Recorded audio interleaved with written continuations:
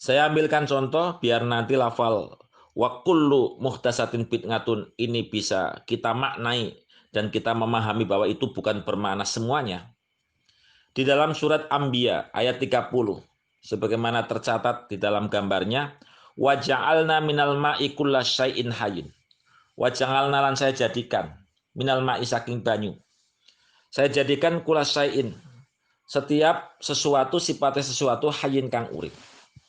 Kalaulah kalimat kulu ini bermakna semuanya, berarti kita harus mengklaim bahwa semua makhluk hidup itu adalah diciptakan daripada air. Assalamualaikum warahmatullahi wabarakatuh. Qala rabbi shrah li sadri wa yassir li amri wahlul 'uqdatam min lisani yafqahu qawli. Ilahi anta maqsudi wa ridhoka matlubi. Dengan gencarnya hadis ingkang dipun waos di segala tempat, di segala kesempatan, di media ataupun di online dan offline, di offline yang sering, yaitu hadis ala wa iyyakum wal muhaddatsatil umur. Takutlah untuk melakukan suatu hal yang baru. Fa inna sarul umuri muhaddatsatuha. Karena sejelek-jeleknya sesuatu yaitu sesuatu yang baru. Wa kullu muhdatsatin bid'atun. Setiap yang baru niki adalah bid'ah. Wa kullu bid'atin dolalatun. Dan setiap bid'ah adalah sesat. Kemudian ada tambahan wa kullu dolatin finnar. Setiap kesesatan ini adalah neraka. Hadis tercatat dalam Ibnu Majah, nomor hadisnya 45. Nomor sohifahnya adalah 45.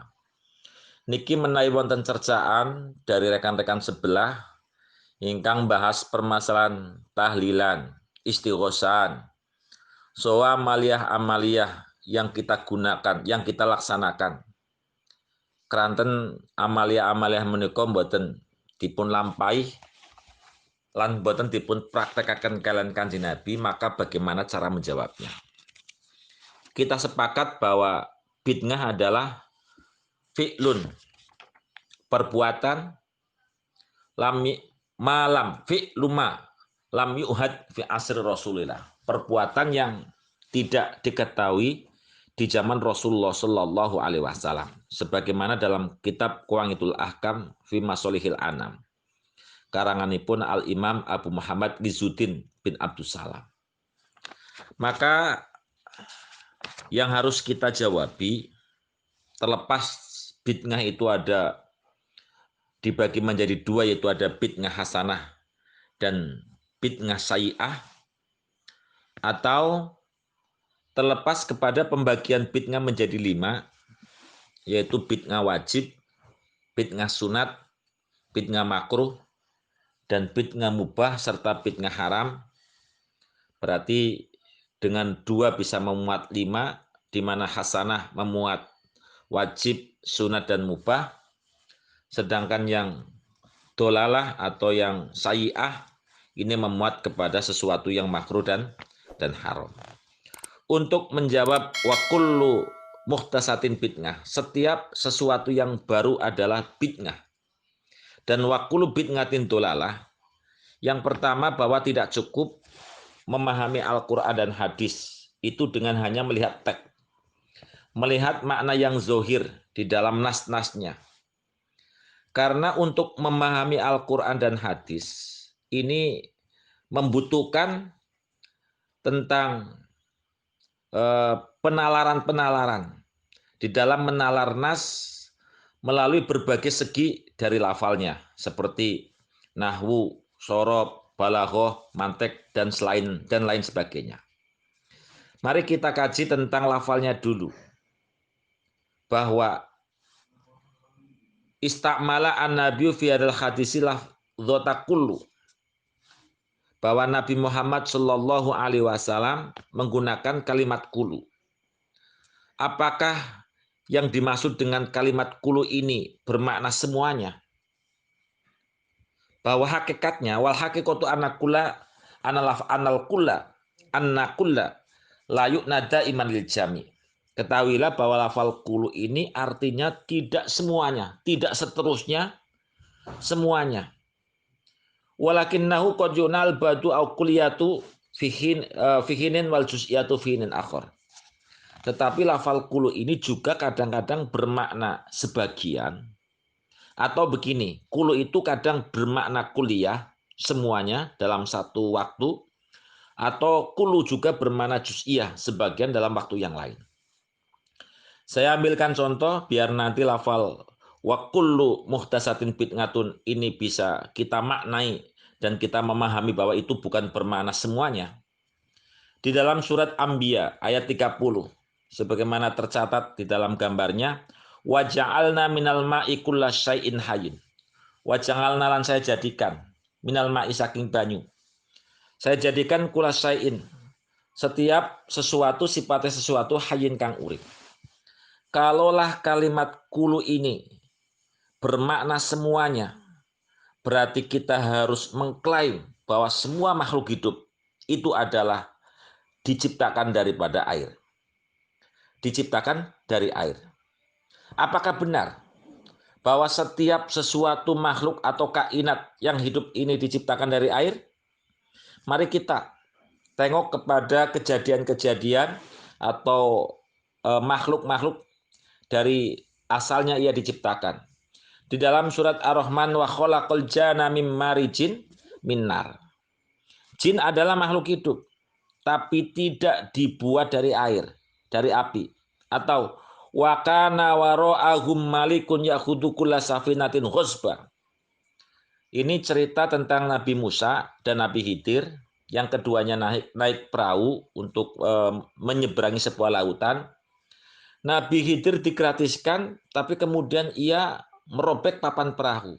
Nabi Musa komplain, kemudian alasan bahwa Nabi Khidir merusak perahu, karena di depan atau di belakang, wa kana waro'ahum di belakang mereka, ada raja yang otoriter.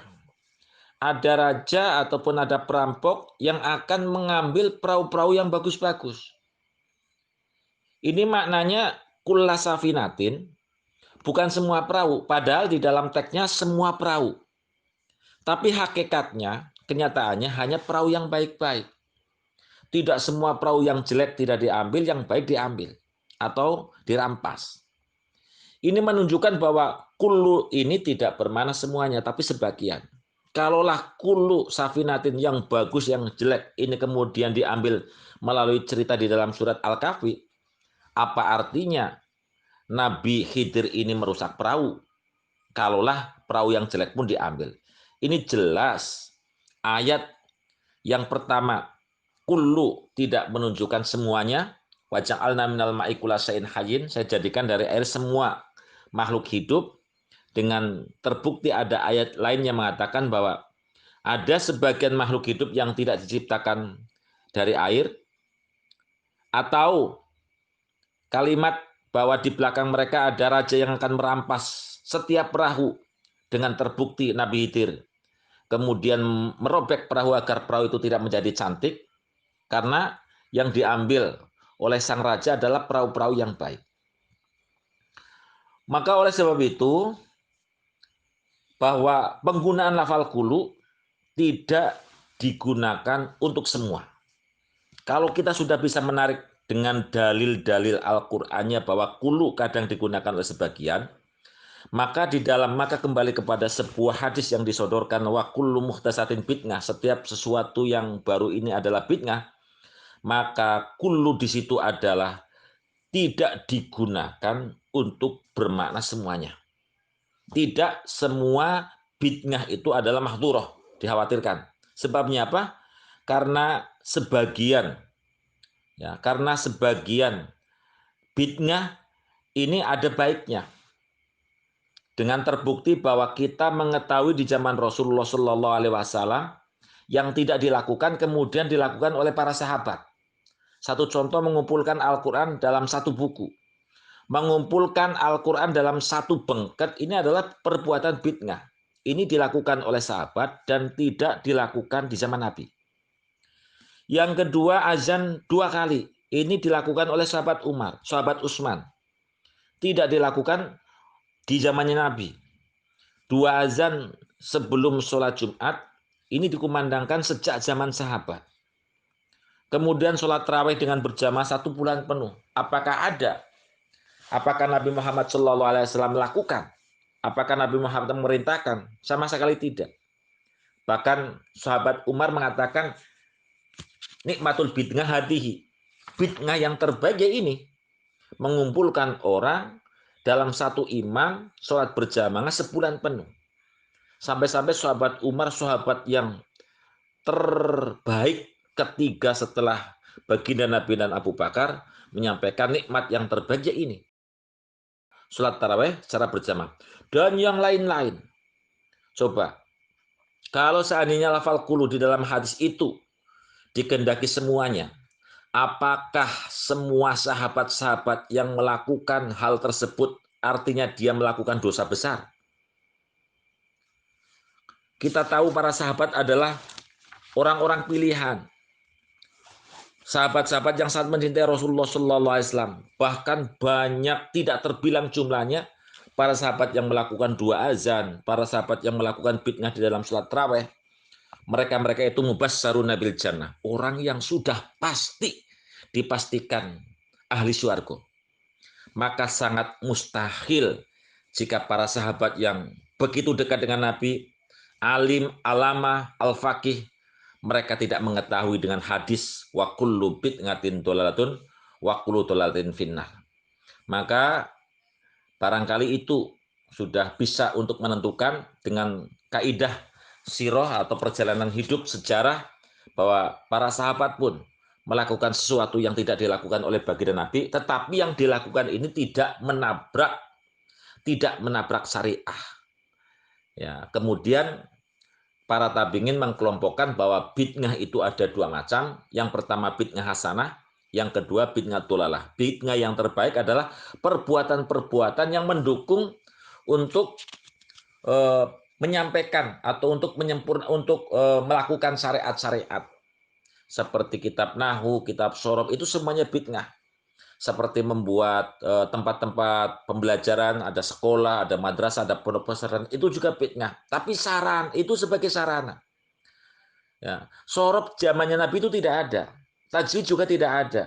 Nahwu juga tidak ada, balahu juga tidak ada. Dikembangkan dalam rangkaian untuk sebagai mediasi menyimpulkan atau untuk bisa memahami makna-makna nusus daripada Quran dan hadis. Maka sekali lagi cukup dengan bukti yang dilakukan oleh para sahabat membuktikan bahwa bid'ah itu tidak semua bid'ah adalah dhalalah. Ini sebagai cover bagi kita untuk mengcounter orang-orang yang selalu berbicara bahwa setiap sesuatu yang tidak ada di zamannya Nabi adalah bid'ah.